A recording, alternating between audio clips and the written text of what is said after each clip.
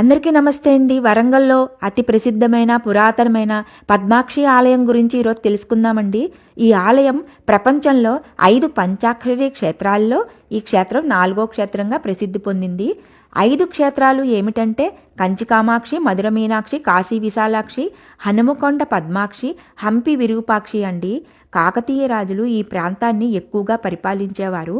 ఈ ప్రాంతంలో సిద్ధపురుషులు తపస్సు చేయటం వల్ల అమ్మవారు పతి సమేతంగా ఈ ప్రాంతంలో వెలిశారు.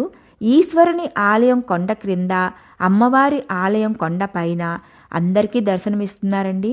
ప్రొద్దుట బాలస్వరూపంగా, మధ్యాహ్నం యవ్వన స్వరూపంగా, సాయంత్రం వృద్ధ స్వరూపంగా దర్శనం ఇస్తారండి.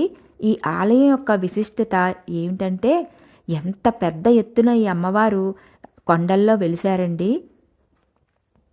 ఈ ఆలయంలో అసలు ఆ కొండలు ఎంత భయంకరంగా ఉంటాయంటే నా ముందు వీడియోల్లో మీరు చూసే ఉంటారు. గాలి వస్తే పడిపోతాయా అన్నట్టుగా గాలిలో వేలాడుతూ ఉన్న కొండల మధ్యలో అమ్మవారు వెలిశారండి.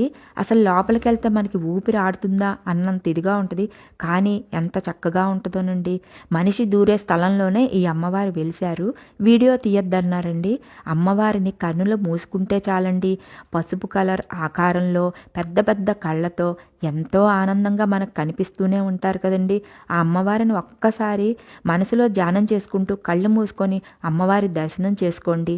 ఇదిగోండి బయట ఉన్న అమ్మవారిని ఫోటో తీయచ్చన్నారు.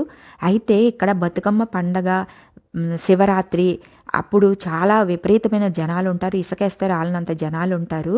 బతుకమ్మ పండగ అప్పుడు పువ్వులతో అమ్మవారిని ఎంత బాగా అలంకరించారో చూడండి. బతుకమ్మ పండగ అంటేనే వివిధ రకాల పువ్వులతో పళ్ళెంలో అమ్మవారిని అమర్చి ఆఖరి రోజున ఇదిగోండి ఈ నదిలోనే అమ్మవారిని కలిపివేస్తారంట.